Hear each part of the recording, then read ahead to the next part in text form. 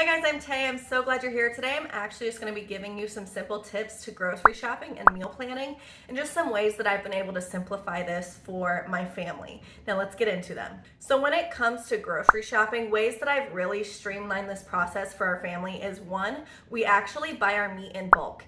And the place that we get it is about an hour and a half away. And it is actually a meat market. It has a regular grocery store part as well, but it really just specializes in their low price for meats. And so then they sell it in bulk. So literally when we go, I'll buy like 30 or 40 pounds of hamburger. And just for some price comparisons, a pound of hamburger there right now, we were just there 2 weeks ago, is $1.69.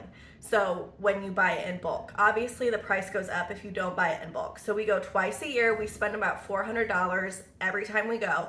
And then that is pretty much all of the meat that we eat throughout the year, except for seafood and chicken. They do have good prices sometimes on chicken, but it's not as consistent as their good prices on pork and beef. And so this last time we were there, I didn't buy chicken, so I will be buying chicken at the grocery store whenever we do make that. But that has really helped with us sticking to a strict grocery budget, because if I don't have to budget for meat every single week, then it really helps us stay on budget, especially the fact that the meat that we get there when we buy in bulk, it's 3, sometimes 4 times cheaper than going to the actual grocery store. So the place that we go to is actually in southern Michigan.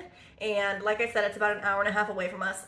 I would just highly recommend trying to find some place around you where you can buy your meat in bulk. We obviously have a deep freezer that then we keep it in, and then we buy it in basically this big pile of like 10 pounds of whatever it is, whether it's beef, we do breakfast sausage, brats, bacon, steaks. We'll buy like a whole New York strip and they'll just slice the steaks, and then that'll last us for a long time. And so they basically have whatever you want in bulk. And then we actually have a vacuum sealer that then when we get home, we will put it in smaller portion sizes for us that work for our family. And then I just have to grab one package out of the deep freeze at a time for whatever. So that's really helped streamline meal planning for us, because I know what we have and I don't have to pay crazy high. What I know the grocery stores charge for meat right now is absolutely insane. So I would just highly recommend trying to find a place. Another thing that you can do, especially around us, and my sister and parents actually just did it, is they buy like a whole cow and then they split it between themselves. And you can do the same thing with like a whole pig. Obviously, I live in the middle of nowhere, so if you live in the city, I am not sure if something like that is something that you can do, but I live in the hick boonies, so it's super easy to find somebody who will sell you a cow. The next thing that I've done to really just streamline our grocery shopping is that I do grocery pickup exclusively. And that is because, one, I think that it saves me time, because when I am planning my weekly meals, I actually just do it at the exact same time as I'm doing my grocery shopping. So I will have my planner open with the days of the week, and I will write down what we're having for dinner, and then I will literally just go over and I will either shop at Walmart or Kroger, wherever I'm getting groceries that week, and I will add those ingredients as I'm actually deciding that that's what we're having.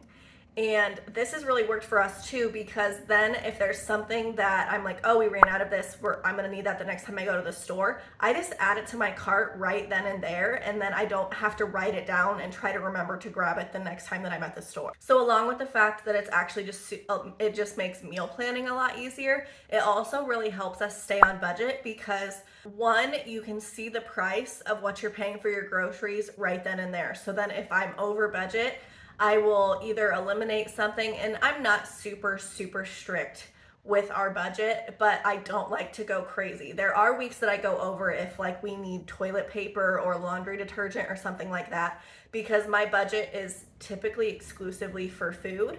And then, once every month or 2 months or whenever we have to buy those things, then I just expect that it's going to be more expensive that week. So that's another thing that I like, is that you can see the price right there, because I am notorious for, if I'm at the grocery store, I typically go hungry, which is a stupid thing to do in itself.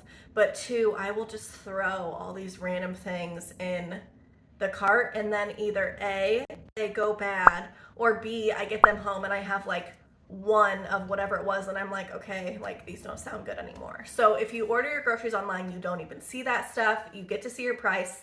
And I do think that it saves me time, because what I was doing before grocery pickup is I was meal planning and then actually physically writing out a list, which was taking the same amount of time as it takes me to pick out the groceries on Walmart or Kroger's website. So the last thing that I've done that has actually really streamlined the grocery shopping process is I typically go grocery shopping on the same day every week. I typically go on Mondays after work. That just has really seemed to work for our family. Then I meal plan on that Sunday, and then we have everything for the week for when I'm actually meal planning. And that's just really worked for us. And it also has given me a routine enough that if there's another reason that I need to go to town, then I can typically plan that around when I know that I'm already going to the grocery store, and then I'm not making a special trip just to go get groceries.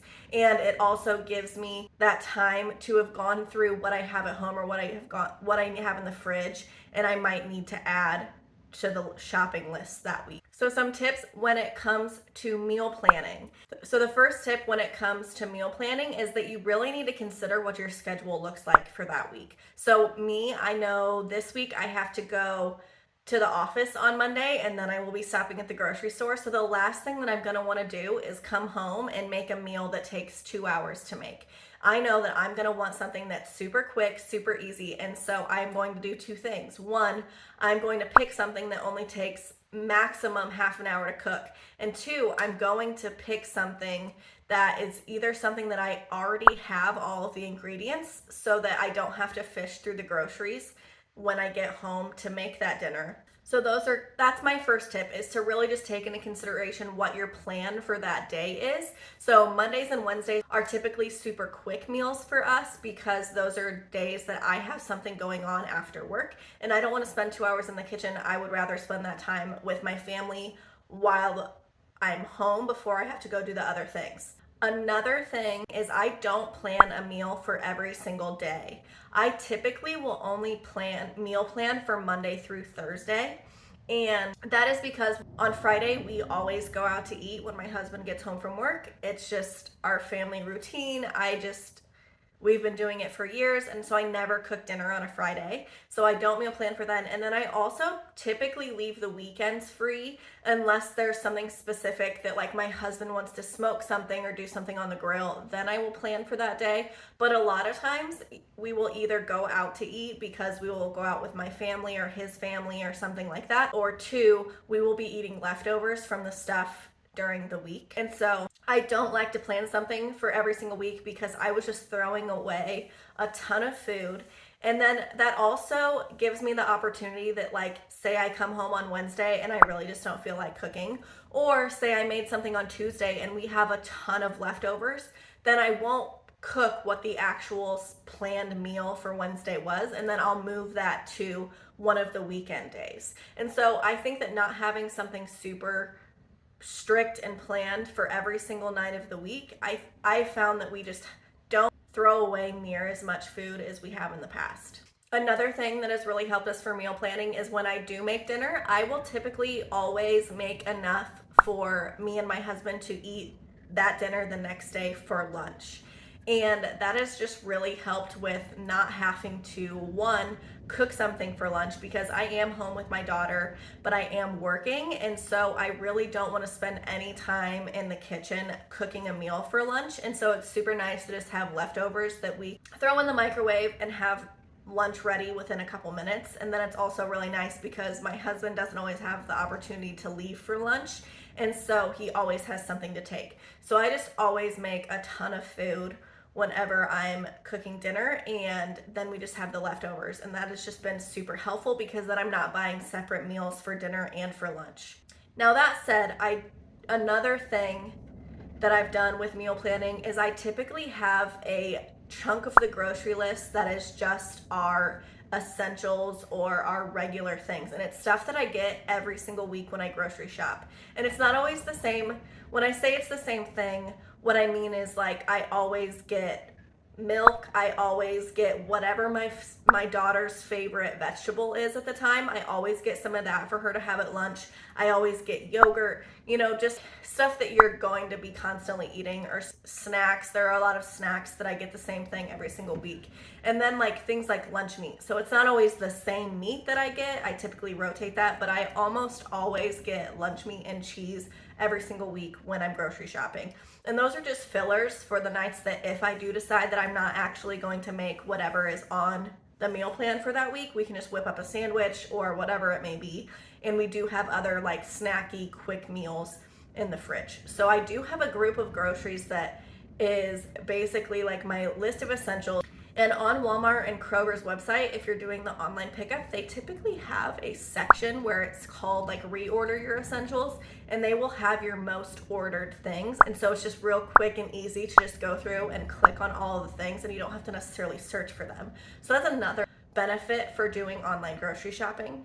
Another tip that I have for meal planning is that I typically like to try to rotate my proteins and my carb.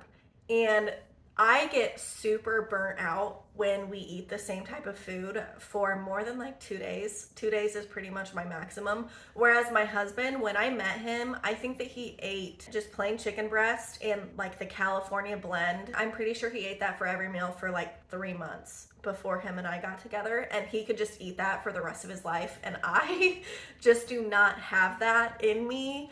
I need variety, and so I typically will always rotate my protein. So a lot of times when I'm actually writing out the planning list, that is how I narrow down what I'm going to make that week. So like for this week, I've actually planned that on Monday we're going to have sausage. So then it's like, okay, we had pork. So then on Tuesday, we need to have chicken or beef or fish. And that really just helps kind of keep things different and keep the food interesting. So I just highly recommend, if you have the option, just rotate your proteins, and then I will typically rotate the carb with it. If we're having sausage links on Monday, then I'll make that with rice and then a vegetable. And then if we're having chicken breast on Tuesday, then I will make that. I'll make like a pasta Alfredo with the chicken. And then I will have a fish on Wednesday with a potato or something like that. And that just really, I just really enjoy that. I like to keep things different. And I've just really found that that really helps narrow down what you're going to make for dinner that week. Another tip for meal planning is that if you have a super busy week, don't try to make something that you've never made before. And I have a core list of recipes that I make. I typically have all of the ingredients at all times for this handful of meals, and they are my quick go-to if plans have changed and we need to hurry, or I decide that I don't really feel like cooking, but I don't necessarily just want to eat what's in the fridge either. These are just quick, like 20-minute meals that I know I have all of the ingredients. I don't even have to think about it. And then I'll just whip those up. So that said, even though I have this list of go-tos, I really do like to throw new recipes in the mix. Cooking is actually something that I do enjoy, even though I don't always take the time to do it. I do like making and trying new things. And so if there's a week where I know we don't have anything going on and I know I'm just gonna be home, those are typically the weeks that I'll throw in the recipes that I haven't tried before, or even the recipes that just take a lot longer to cook.